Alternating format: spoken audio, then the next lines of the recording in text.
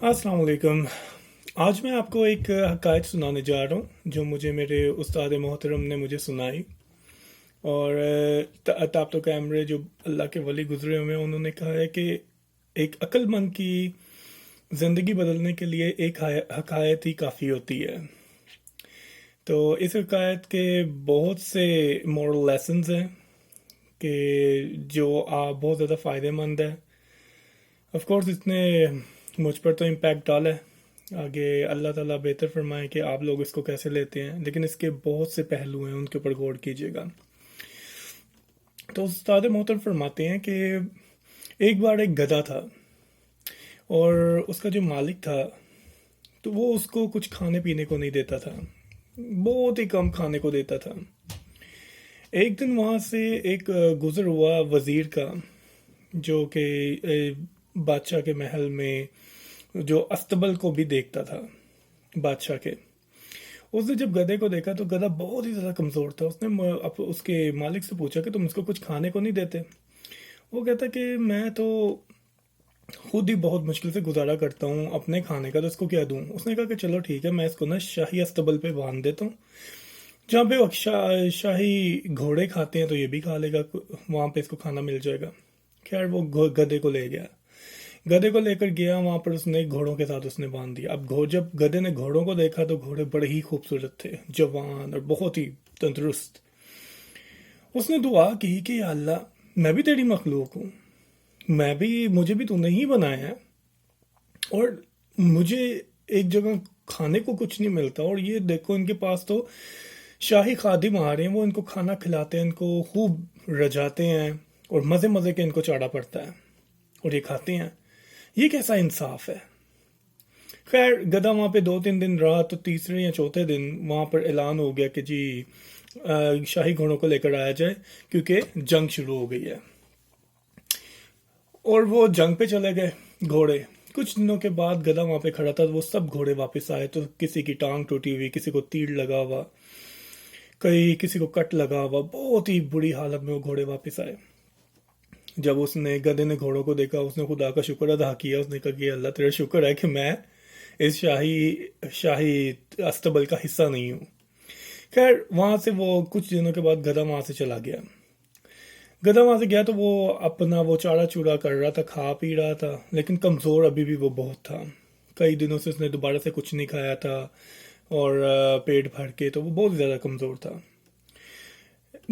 इसके करीब ही एक जंगल था, वहाँ पे एक शेर रहता था। तो वहाँ पे शेर रहता था, वो शेर शिकार वगैरह करता था।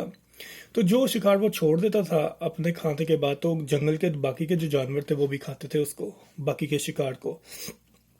एक दिन शेर बहुत ज़्यादा जख्मी हो गया शिकार के दौरान, और वो दोबारा से शिकार ना कर सका।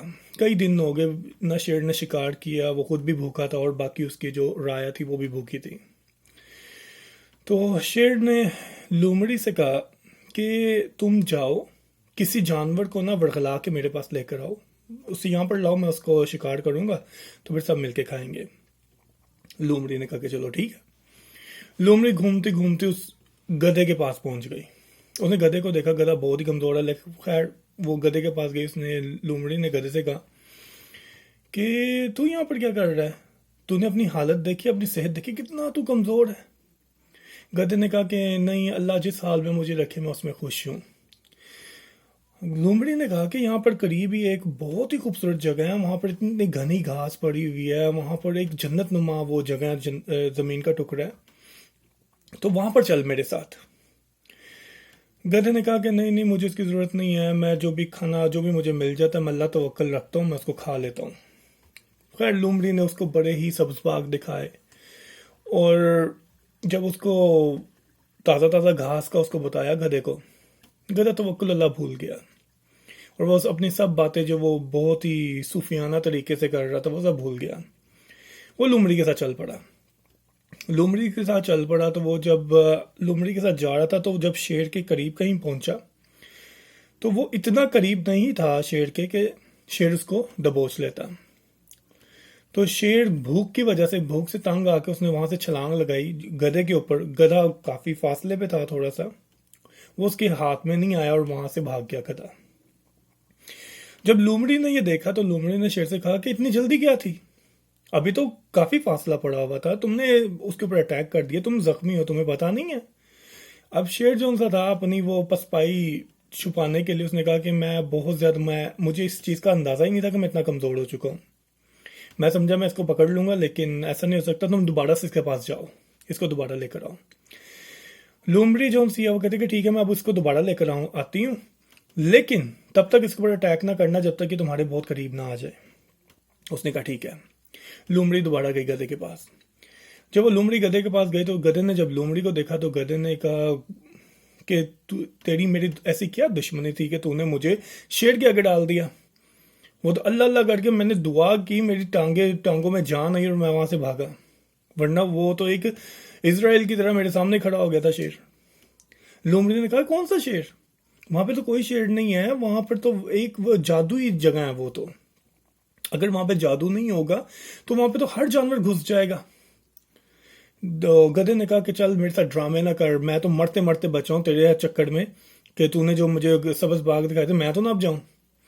खैर लोमड़ी ने फिर सरार के उसने कहा कि नहीं तेरा वहम है, मैंने तुझे धोखा नहीं दिया, वहाँ पे इतनी खूबसूरत इतनी घनी घास है, सबज सबज घास है, वहाँ पर अच्छा खाना है, मुझे तो तेरी हालत पे तरस आ गया तो मैं इसलिए तेरे पास चली आई कि तुझे मैं दे दूँ, वो रास्ता दिखा दूँ, तुझे साथ लेकर चले जाऊँ।